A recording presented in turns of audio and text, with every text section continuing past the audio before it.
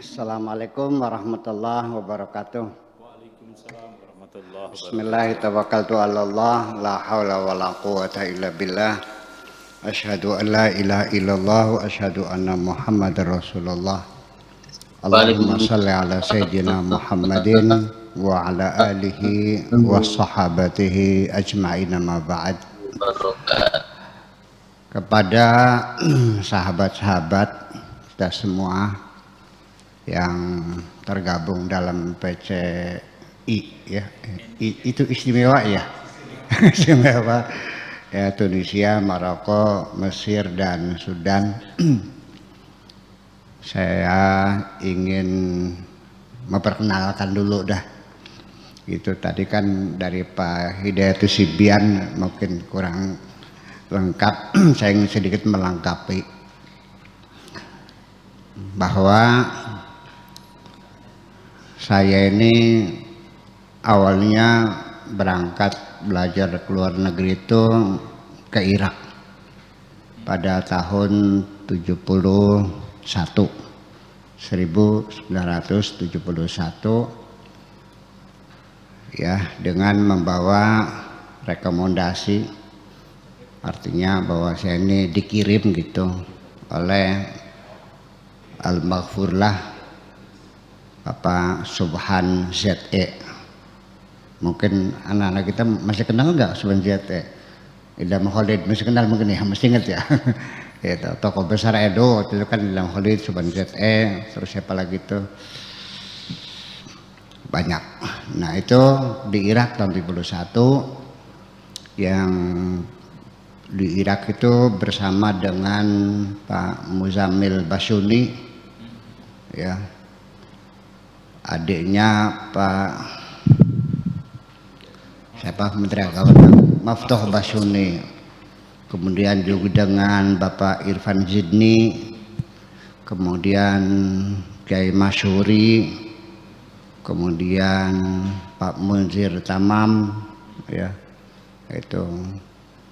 Nah tetapi saya tidak lama, saya melanjutkan tahun berikutnya saya ke Syria sampai tahun 74.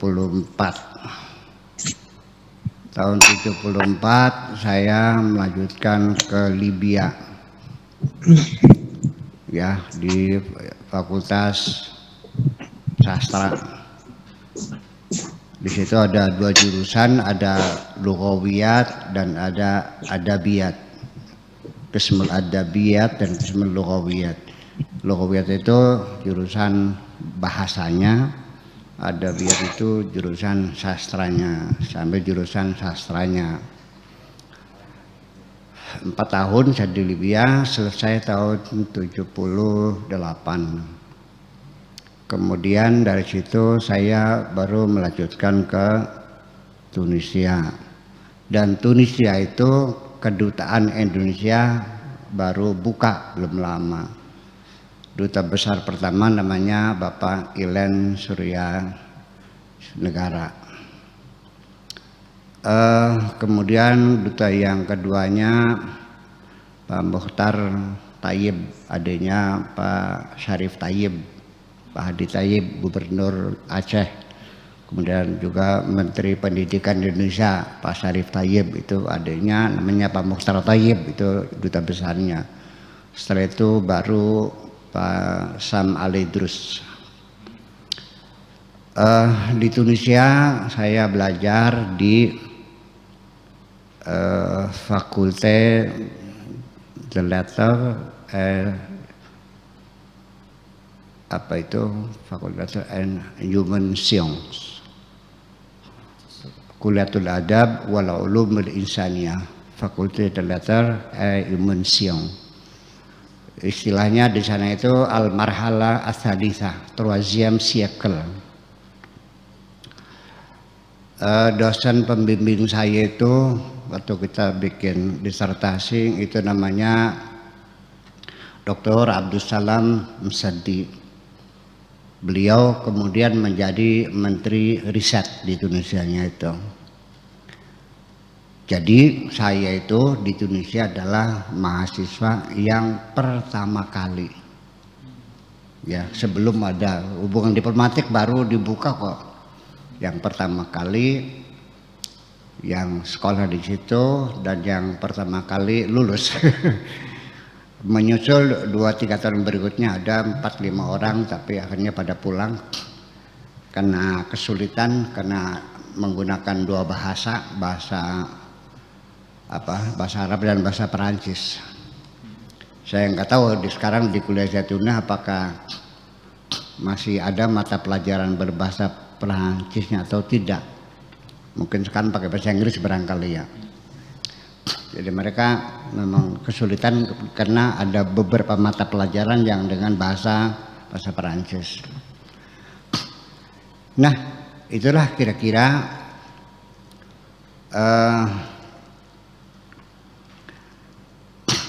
apa yang saya ambil Tunisia. Saya belajar tentang tema disertasi saya itu adalah Al-Mafahim Al-Balaghiyah anda Abdul Qahir Al-Jurjani.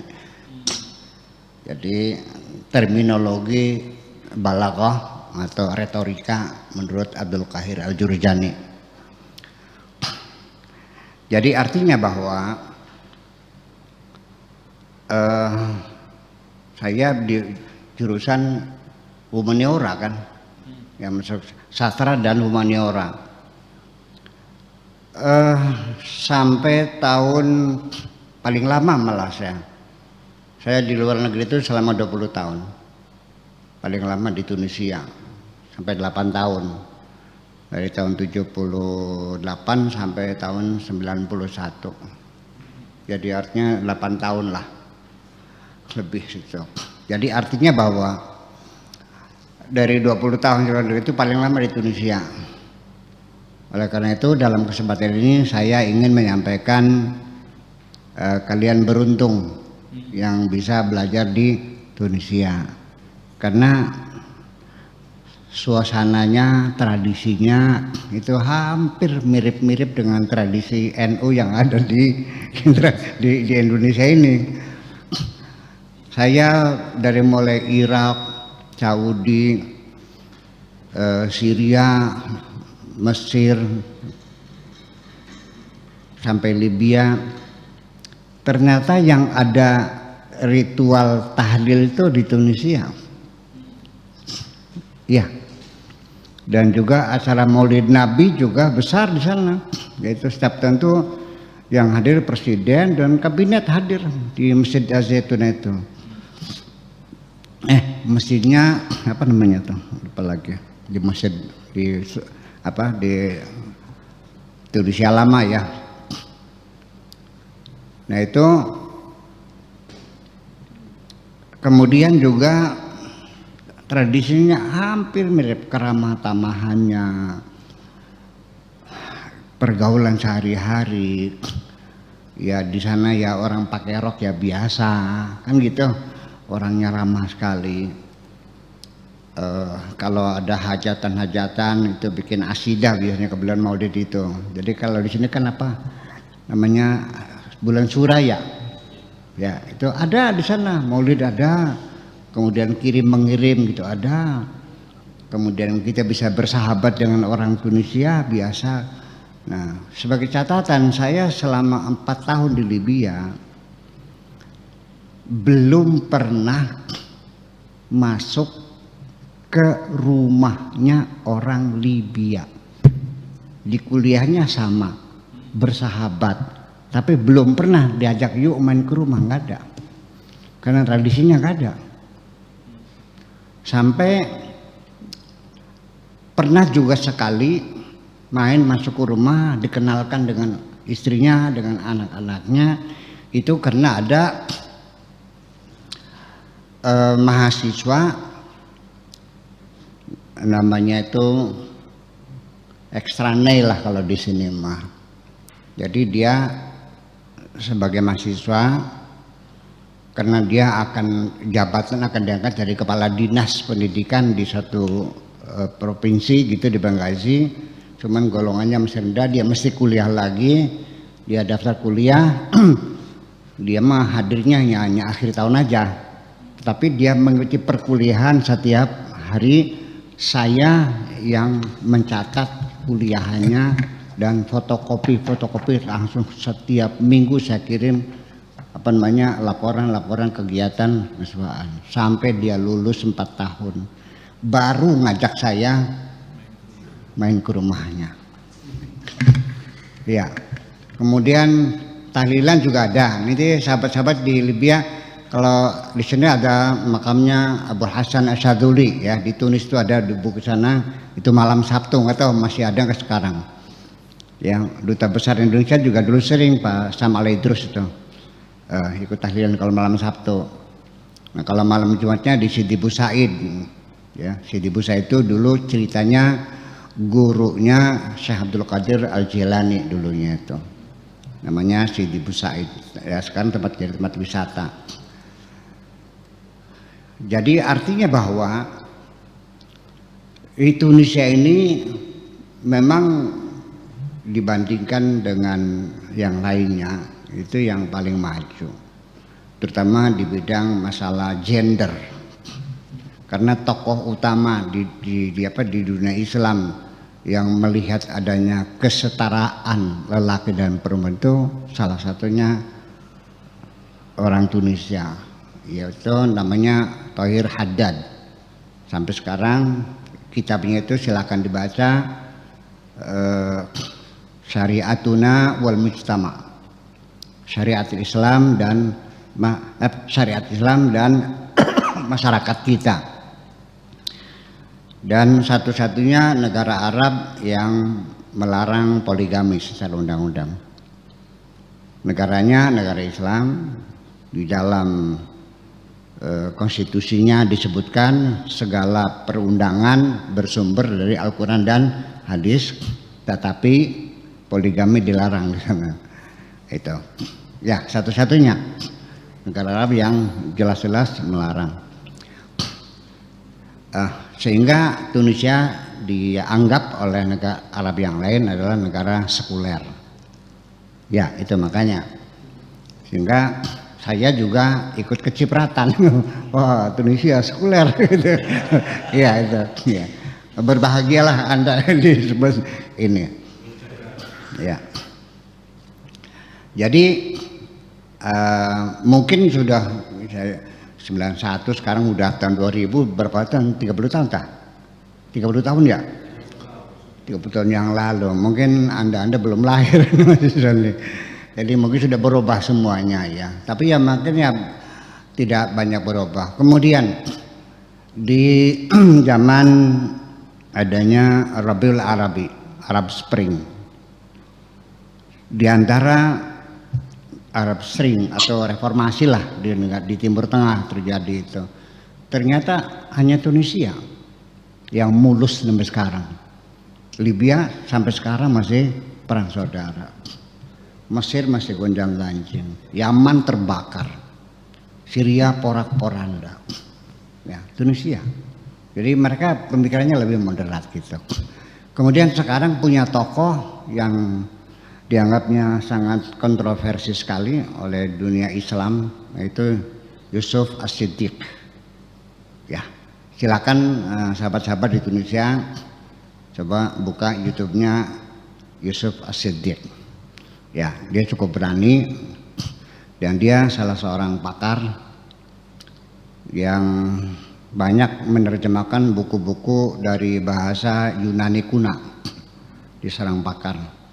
Ya, saya masih mengikutinya sampai sekarang. Ya, banyak pakar-pakar di Indonesia yang moderat ya. Ya, saya tidak melihat di Indonesia aliran-aliran yang ekstrim itu enggak kok. Mereka persis seperti kita ini. Ada tahlilan, ada marhabana, ada kirim-kiriman gitu ya. Nah, seperti itu. Jadi berbahagialah, itu satu. Anda beruntung. Kemudian juga sangat beruntung sekali sekarang sudah bisa tatap muka, virtual, ada Facebook, ada Twitter, ada apa lagi? Ada WA, WhatsApp, ada apa lagi? Instagram. Dulu saya waktu di Tunisia ingin tahu kabar berita keluarga, kirim surat. Sebulan baru nyampe ke Indonesia, nanti bulan berikutnya baru 2 bulan. Apa kabar? 2 bulan baru baik. Ya, sekarang udah langsung bisa pakai ya keberkahan teknologi ini semuanya kan begitu. Bisa kita ngobrol di tempat yang berbeda-beda pada saat yang sama. Ya, sangat beruntung sekali. Anda tidak mendapat kesulitan untuk mendapatkan informasi berita-berita terkini dari tanah air. Karena bisa buka YouTube, bisa buka segala macam. Dulu saya langganan koran dari Indonesia, ada Tempo, ada Kompas dan sebagainya. Itu koran yang saya terima dari Indonesia itu sudah setengah bulan yang lalu. Iya, begitu. Jadi udah telat kan gitu. Sekarang Anda bisa terus berhubungan. Nah itulah kira-kira saya memperkenalkan diri seperti itu. Kemudian pesan khusus untuk sahabat-sahabat yang sekarang lagi kuliah di sana, saya ingin mengatakan bahwa berorganisasi penting. Karena bagaimanapun dengan ilmu saja tanpa kita bisa membangun komunikasi masyarakat melalui kegiatan organisasi semacam ini, ya nantinya kayak kata dalam tempurung, nggak namanya kuper. Apa kuper tuh? Kurang pergaulan. Saya katakan penting, maka silakan. Akan tetapi organisasi kemasyarakatan seperti PCI NU itu kira-kira bisa mendorong semangat Anda belajar. Karena bagaimanapun tugas pokok Anda adalah belajar. Jadi jangan sampai nanti organisasi mengurangi semangat belajar atau mungkin malah mengganggu. Jadi saya harapkan kira-kira kegiatan berorganisasi masyarakat ini mendorong kita semangat semakin belajar. Sebab nanti bagaimanapun ketika kalian pulang Indonesia, yang pertama ditanya mana ijazahnya. Betul nggak kira-kira begitu? Betul. Ya. Kemudian juga ada peluang besar karena masyarakat Indonesia masyarakat yang terbuka. Karena industri wisata di sana luar biasa. Bahkan pendapatan negara itu sampai 40% itu dari sektor wisata. Karena Tunisia itu pantainya bisa dijual. Ya. Pasir putih, indah sekali, airnya bening, ya biru, dan itu sepanjang pantai, seluruh pantai Tunisia bisa dijual untuk wisata, ya sehingga sepanjang pantai itu adalah tempat perhotelan, hotel-hotel mewah lah semacam itu, memang itu. Dan di Tunisia bebas, artinya wine, anggur, minuman itu bebas seperti kita seperti di sini lah kita, ya. Tetapi orangnya juga agamis juga, ya. Saya banyak hubungan. Dulu waktu itu yang jadi muftinya itu menjadi apa namanya Sheikh Never namanya. Itu di La Marsa, mungkin masih ingat di La Marsa itu kalau habis asar ini si mufti ini buka pengajian, ya di masjid tuh di halaman, itu habis asar. Saya sering kalau nggak ada ini biasanya sambil mancing sambil saya gemar mancing di sana di La Marsa, di La Goulette ya, di Lekram dan sebagainya, suka mancing itu.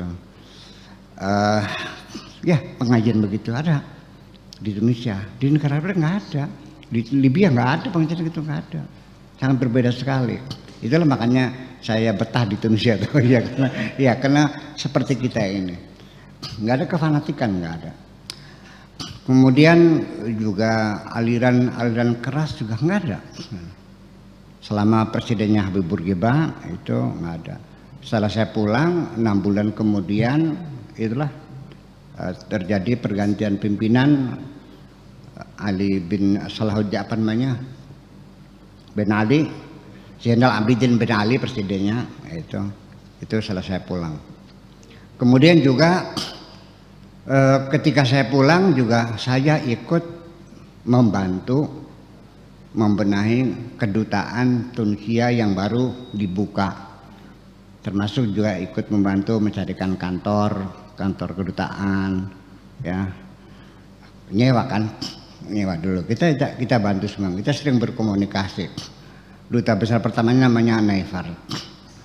Jadi saya percaya ada sahabat-sahabat dari Tunisia, saya kira akan datang pulang juga, akan jadi muslim yang moderat lah, ya, karena memang di sana di moderat, termasuk dosen-dosennya juga moderat semuanya kok, nggak ada. Jadi memang masyarakatnya nggak suka begitu, sudah masyarakat yang terbuka. Tetapi di Tunisia itu pada zaman saya dulu itu banyak orang Tunisia yang tidak berbahasa Arab, yang tidak pandai berbahasa Arab, bisanya bahasa Perancis. Jadi ketika saya di Tunisia itu Arabisasi itu masih dilakukan. Beda Arabisasi di Aljazair, langsung ketok palu, bahasa Perancis diharamkan, wajib bahasa Arab. Nama-nama jalan diganti, buku-buku bahasa Perancis dilarang masuk. Masyarakatnya belum siap dengan bergaul dengan bahasa Arab, stagnan. Sampai kita naik taksi saja, ketika sama sopir namsila syari syari al-huriyah, langap lo kok huriyah. Begitu saya terjemahkan Avenue de la Liberté, oh Avenue de la Liberté, padahal syari al-huriyah itu bahasa Inggrisnya Avenue de la Liberté. Bayangkan, majalah bahasa Arabnya belum ada, Prancisnya belum ada, Prancisnya tidak boleh beredar, akhirnya gagal. Yang paling sukses itu adalah Arabisasi yang ada di Indonesia. Gimana caranya? Secara gradual. Jadi dulu Perancis menjajah Tunisia, bahasa resmi pengantar untuk pendidikan formal itu adalah bahasa Perancis. Dari mulai SD kelas 1 sampai kelas 6, sanawiyah kelas 1 sampai kelas 6 sanawiyah, dan perguruan tinggi semuanya dengan bahasa Perancis. Nah, Arabisasi itu secara gradual. Tahun pertama SD berbahasa Arab. Nah, tahun depan kelas 1 SD pakai bahasa Arab. Kelas 2-nya masih Perancis. Nah, tahun berikutnya kelas 2 baru bahasa Arab. Kelas 3-nya masih bahasa Perancis. Sampai sekarang gitu. Seperti itu. Jadi artinya yang ingin saya sampaikan di sini itu nasihat khusus berorganisasi masyarakat, ya kan begitu.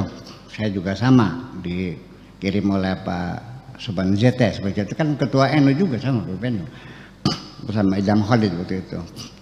Ya, tetap saya tidak melupakan tugas pokok begitu. Tetapi justru berorganisasi ini mendorong semangat kita belajar.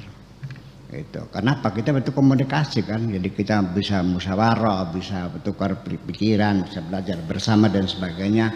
Tentunya ada ikatan yang lebih akrab karena kita dalam satu ormas yang sama semacam itu. Kemudian yang kedua, tapi juga jangan lupa karena sudah teknologi canggih, ya sahabat-sahabat Indonesia, jangan lupalah sisakan sejam 2 jam lah untuk mengikuti perkembangan situasi dan kondisi yang ada di Indonesia. Karena ada YouTube kan enak, ya kan, ada Google kan, ya, pakai Google juga kan sana kan, ya. Itu. Jadi kalau saya kan dulu sampai pernah pengalaman saya pulang ke Indonesia karena terlalu lama saya di sana. Ini membaca tulisan-tulisan itu Pamswakarsa itu apa ini? Kemudian ayo ke puskesmas, apa puskesmas tuh? Terputus saya tuh, iya, bingung. Jadi kayak orang asing aja belajar bahasa Indonesia lagi. Padahal saya dulu paling rajin bahasa Indonesia kan gitu. Saya kira jangan sampai nanti mengalami stagnan seperti saya juga gitu. Ini pesan-pesan saya. Kemudian persoalan tentang Islam radikal kembali itu yang dimintanya ini. Saya kira begini aja lah. Memang di Indonesia ini ya,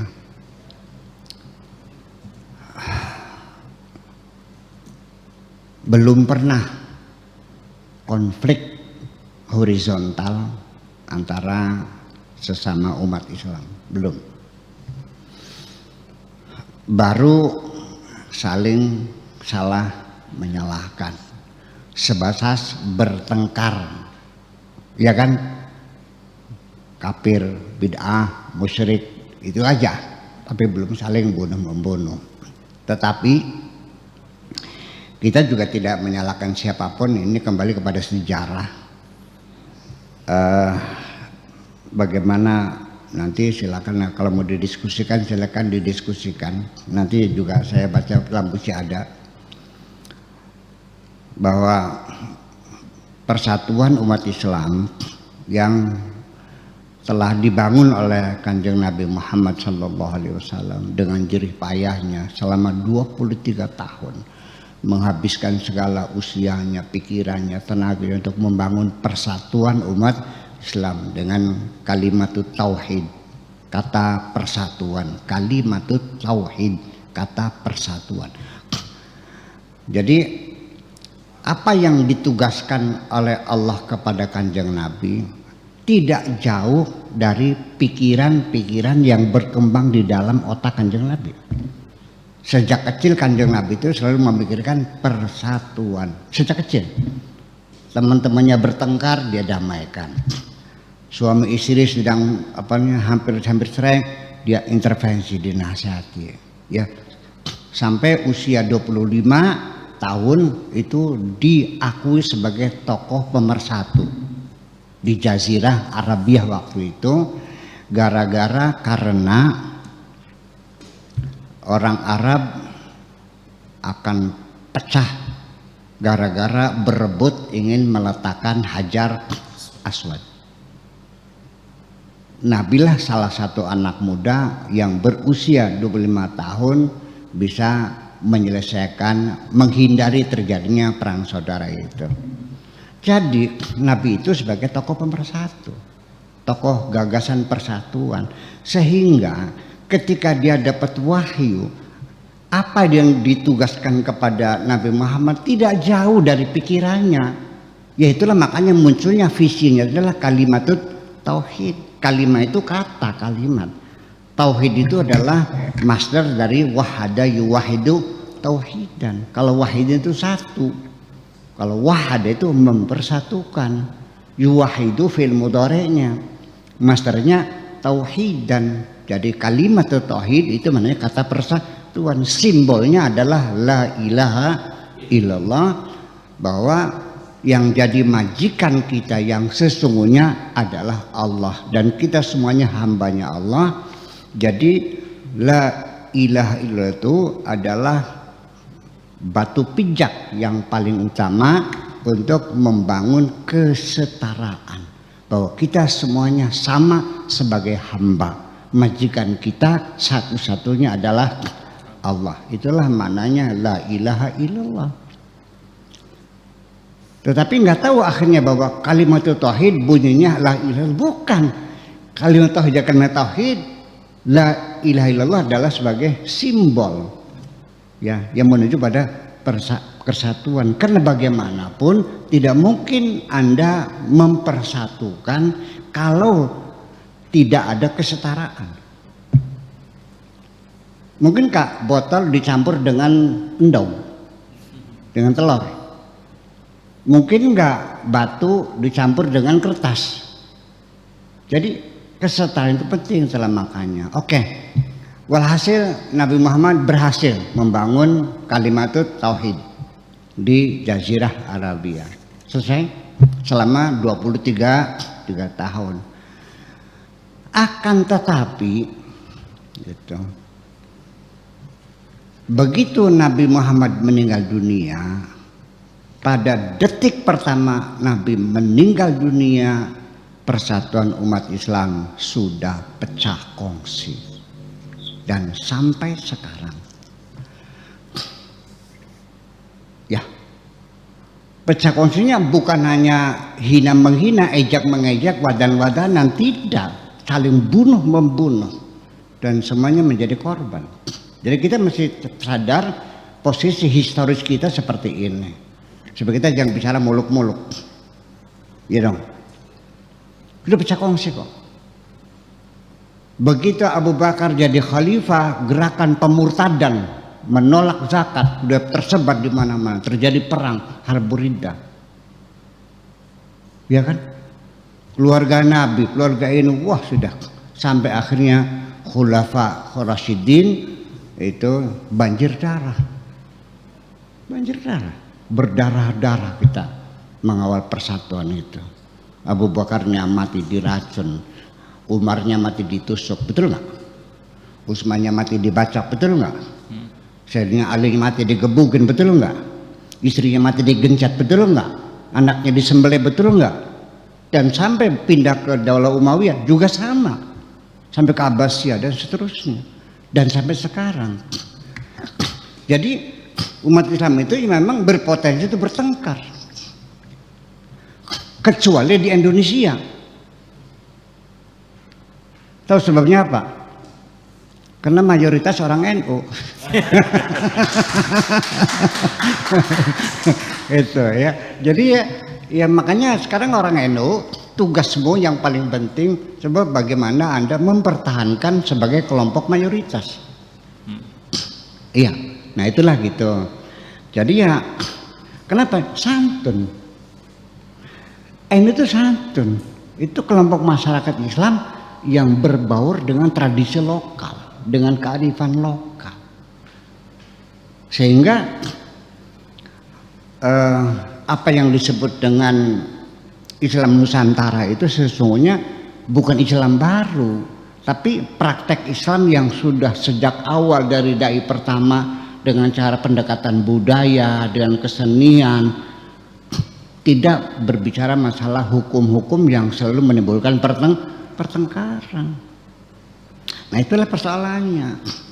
Nah jadi ya artinya bahwa sekalipun mungkin saya belum sepakat 100% dengan istilah Nusantara, tapi saya memahami yang dimaksud dengan Islam Nusantara itu bahwa orang NU bukan bikin Islam baru, tidak. Itu hanya memberi nama. Ya, dakwah Islam itu sejak awal diimplementasikannya seperti itu dan belum ada namanya. Sekarang baru diberi namanya Islam Nusantara.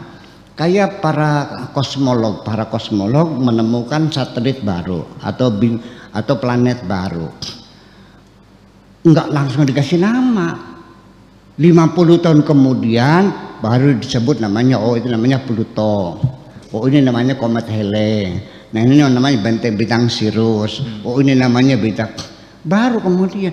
Jadi Islam Nusantara itu adalah implementasi dari pemahaman Islam yang sifatnya berbaur dengan kearifan lokal yang sudah berlangsung sekian lama dan sekarang baru diberi namanya Islam Nusantara. Jadi jangan beranggapan bahwa apa itu Islam Nusantara. Masa nggak sih nama nggak boleh. Nah makanya tradisi di Jawa di sini di Indramayu khususnya, kalau anak lahir itu tradisinya harus segera diberi nama. Kalau tidak nanti balapan sama setan. Ini terus ini nanti diberi nama oleh setan. Nah oleh karena itu sementara kita mencari nama yang bagus apa belum ketemu, yang penting asal ada namanya saja. Mau namanya Senang atau Senok atau si Boy terserahlah. Nah nanti setengah bulan kemudian setelah baru ketemu nama terkenal baru diberi nama seperti itu, saya kira gitu. Jadi saya kira itulah mungkin pesan-pesan saya kepada sahabat-sahabat yang ada di Indonesia, dan saya doakan semoga kalian sukses semuanya, amin ya rabbal alamin.